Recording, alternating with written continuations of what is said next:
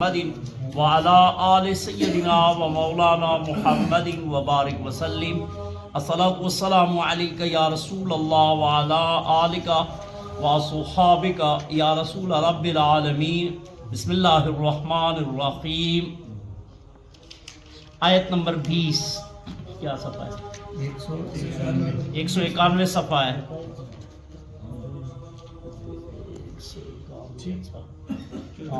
تیسری لائن 191 صفحہ تیسری لائن۔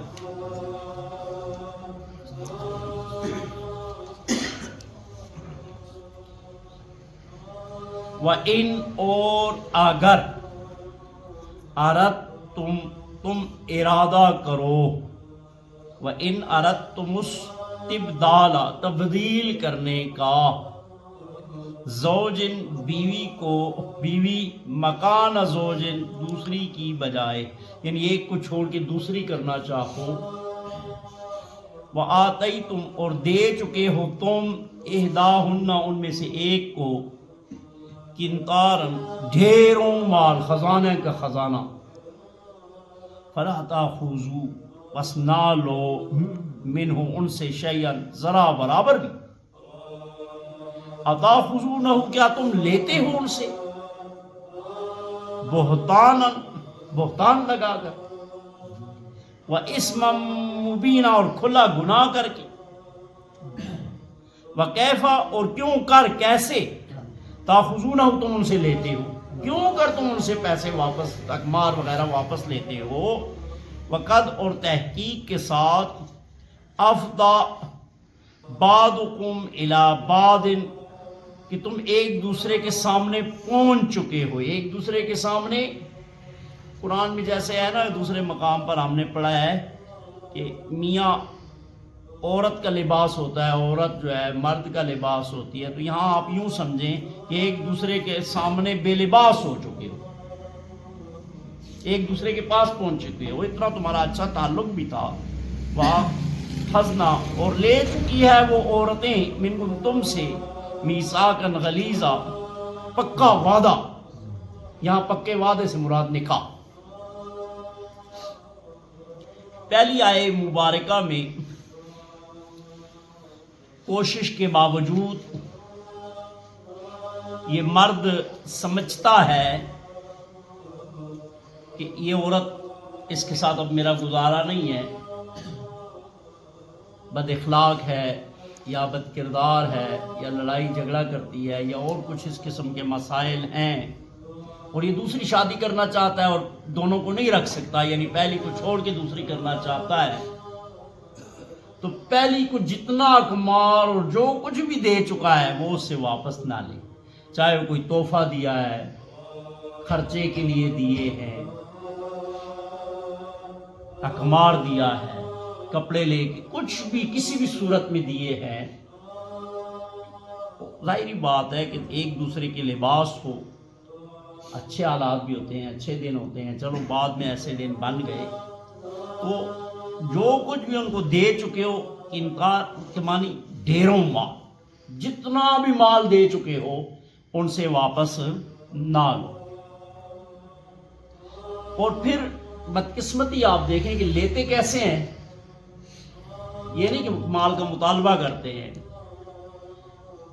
چھوڑنا تو خود چاہتے ہیں لیکن اس کو مجبور کرتے ہیں، بہتان لگاتے ہیں، مارتے ہیں، ایسے ایسے آلات بناتے ہیں کہ وہ عورت خود کہے کہ میں خلا لیتی ہوں۔ آج عام یہ آلات ہیں، میاں بیوی میں لڑائی ہو جاتی ہے تو شوہر کہتا ہے، شوہر کی یہ پوری کوشش ہوتی ہے کہ یہ عورت خلا لے تاکہ مجھے اقمار نہ دینا پڑے، میرا اقمار بلکہ مجھے واپس دے، اور بسا اوقات عورت کی زیادتی ہوتی ہے لیکن وہ مرد کو ایسے حالات پیدا کرتی ہے کہ یہ مجھے طلاق دے تاکہ میں اقمار لے لوں، وہ زیادتی بھی اس کی ہوتی ہے۔ تو اللہ تبارک و تعالیٰ جل جلالہ دونوں کو ایسا کرنے سے منع، عورت کی زیادتی ہے، عورت نہیں رہنا چاہتی تو اس کا اقمار واپس کرے۔ دیکھو عورت کو یہاں بھی نقصان نہیں، صرف اس کا مال اسے دینا ہے، اور مرد کی اگر زیادتی ہے تو وہ اپنا مال دے گا، مطلب ہے اقمار وغیرہ تحفے تحائف اپنا مال دے رہا ہے نا، اور عورت اگر جان چھڑانا چاہتی ہے، مجبور ہے، تو اس کا مال صرف اس کو واپس دینا ہے، تو عورت پہ کوئی ظلم نہیں ہے، زیادتی نہیں ہے۔ اور یہاں یہ نہیں ہے کہ اپنی مرضی سے بس اچھے حالات ہے، ایک پسند آئی تو اس کو ٹورو اور دوسری لے آؤ، نہیں، یہاں مطلب یہ پچھلی آیات کے ساتھ اس کو ملاؤ، تو مطلب یہ ہے کہ بس گزارا کرنا ممکن نہیں ہے، نہیں رہ سکتے روز روز کی لڑائی جھگڑے سے، فساد سے، بہتر ہے کہ بس چھوڑ دو، وہ اس کا اللہ تعالیٰ اس کے لیے کوئی بہتر سبب بنا دے گا، تیرے لیے بھی بنا دے گا اور دوسری بھی، لیکن پہلی کو جو دے چکے ہو وہ واپس نہ لو، بس چاہے جتنی زمین دی ہے نہ دیتے پہلے۔ یہاں اس آیت مبارکہ سے یہ بھی ثابت ہوا کہ حق مار جو ہے اس کی کوئی مقدار متعین نہیں۔ دیکھو نا، کنتار کا لفظ آیا ہے کہ ڈھیروں دے چکے ہو، یعنی کوئی 1 کروڑ بھی اقمار رکھ دے، 10 کروڑ رکھ دے تو رکھ سکتا ہے۔ حدیث مبارکہ میں ہے کہ کم سے کم اقمار رکھو، وہ حکم نہیں ہے، استحباباً ہے۔ خود حضور پاک صلی اللہ علیہ وسلم کی اپنی ازواج مطہرات امہات المومنین کو اقمار جو دیے وہ تھوڑے تھے، لیکن ام المومنین ام حبیبہ رضی اللہ تعالی عنہ کا اقمار، کیونکہ آپ کا نکاح حبشہ میں ہوا اور نجاشی نے نکاح کا خطبہ پڑھا، تو اس نے اس وقت کے سکہ رائج الوقت جو ہے 12,000 دیا، یہاں 400 اور 500 اقمار تھا۔ اب آپ کہہ سکتے ہیں کہ وہ تو بادشاہ تھا، دے سکتا تھا، لیکن بات یہ نہیں ہے، حضور پاک علیہ السلام نے اس کو جائز رکھا۔ حضور نے یہ نہیں فرمایا کہ اس کو زیادہ کیوں دے دیا، واپس کرو۔ تو اور اس آیت مبارکہ میں فرمایا جا رہا ہے کہ اگر تم ڈھیروں مال دے چکے تو اس کا مطلب ہے کہ ڈھیروں مال دینا جائز ہے، دونوں فریق جس پہ راضی ہو جائیں، جتنے اقمار پہ راضی ہو جائیں، وہ جو ہے کہ کم سے کم اقمار رکھو، وہ استحباباً ہے۔ آج کے زمانے میں تو مفسرین کرام فرماتے ہیں کہ طلاق میں ایک بڑی رکاوٹ جو گھر بنے رہتے ہیں نا، وہ یہ اقمار بھی ہے کہ باری اقمار، اچھے اقمار رکھو نا، صحیح لکھ لکھا کرو، تو مرد طلاق دینے سے پہلے 10 بار سوچتا ہے، اگر لینا دینا نہ ہو تو منٹوں میں طلاق دے دے گا۔ اسی لیے عورت کے ہاتھ میں رسی نہیں دی نا طلاق کی، کہ وہ دیکھو نا یورپ میں، امریکہ میں روز طلاقیں ہوتی ہیں، یہاں عورت کو اسلام نے طلاق کا اس لیے نہیں دیا کہ وہ ناقص العقل ہے۔ چھوٹی چھوٹی بات پہ آپ دیکھتے ہیں کہ برقع لے کے ماں کے گھر چلی جاتی ہے،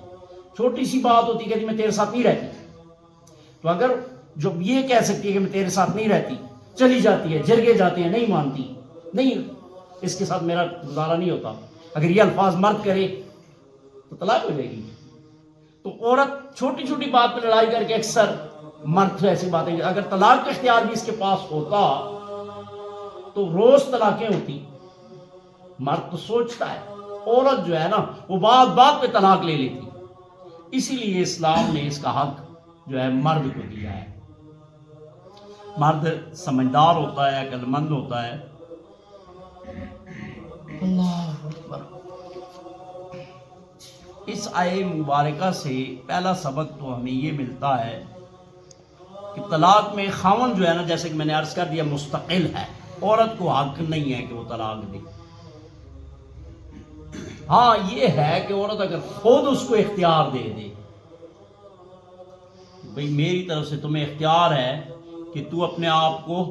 مطلب مجھ سے جدا کرنا چاہتی ہے، طلاق دینا چاہتی ہے، تو تجھے اختیار ہے، یہ اختیار گویا کہ مرد نے دیا ہے۔ اب وہ عورت استعمال کرے، جب بھی یہ استعمال کرے تو کر سکتی ہے، جس طرح کہ نکاح نامے کی شک نمبر 18 میں آپ لوگوں نے پڑھا ہوگا، لیکن دینا نہیں چاہیے، مسائل پیدا ہوتے ہیں۔ اللہ نے ایک کام مطلب مرد کو دیا ہے تو مرد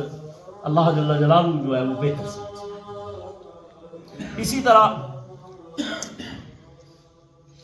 عورت نے بھی اگر کچھ تحفے تحائف میاں کو دیے ہیں تو وہ بھی واپس نہ لے۔ جہاں مرد ڈھیروں مال بھی واپس نہیں لے سکتا تو زندگی میں ہو سکتا ہے عورت نے بھی کوئی تحفہ تحائف دیا ہو اور ایسی جدائی کی صورت آ گئی ہے تو یہ بھی پنسن کاغذ لے کے نہ بیٹھ جائے کہ یہ فلانی چیز نکال، خود اس سے لاکھوں کا مال لے لے اور اپنی چھوٹی چھوٹی چیزیں اس کو کہے کہ واپس کر۔ تحفے تحائف دیے ہیں، دونوں ایک دوسرے کو لے ہوتا ہے۔ اسی طرح یہ جو تھوڑا اقمار کی بات نے، ایک بار حضرت سیدنا عمر فاروق رضی اللہ تعالیٰ عنہ نے مجمع عام میں فرمایا کہ زیادہ مہر نہ باندھا کرو، 400 درہم سے زیادہ مہر نہ رکھو۔ تو ایک عورت کھڑی ہو گئی اور اس نے کہا ہے امیر المومنین تو کیسے ایک چیز ہمیں اللہ دیتا ہے اور تو روک سکتا ہے، تو کیسے 400 کی قید لگاتا ہے؟ جب حضور علیہ السلام نے نہیں لگائی اور پھر یہ قرآن کی آیت پڑھ کے سنائی کہ ڈیروں مال بھی دے دو تو 400 کی کیسے قید لگاتا ہے؟ تو امیر المومنین سیدنا عمر فاروق رضی اللہ تعالیٰ عنہ نے اپنا وہ حکم واپس لیا اور فرمایا کہ یہ عورت جو ہے نا یہ مجھ سے زیادہ قرآن کو جانتی ہے۔ اس کی ایسے نہیں تھا کہ وہ قرآن کو حضرت عمر فاروق جانتے نہیں تھے، اب ان کی رائے کے مطابق تو قرآن کی آیتیں نازل ہوئی ہیں،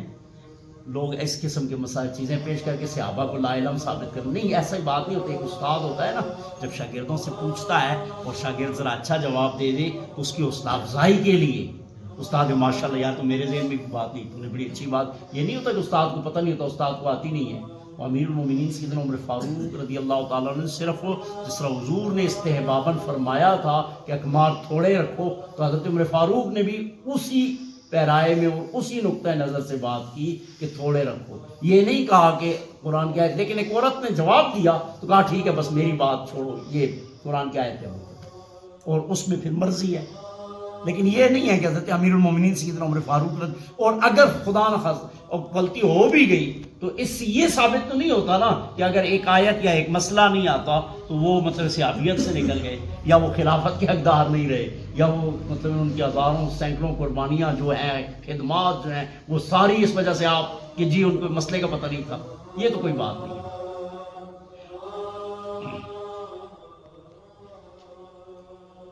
اسی طرح بیوی کو بہتان لگانا سخت جرم اور عذاب الہی کا باعث ہے۔ کوئی اپنی بیوی کو بہتان لگائے اور اس کے متعلق غلط بیانی کرے، تو جیسے کہ اسم مبینہ یہاں آیا ہے نا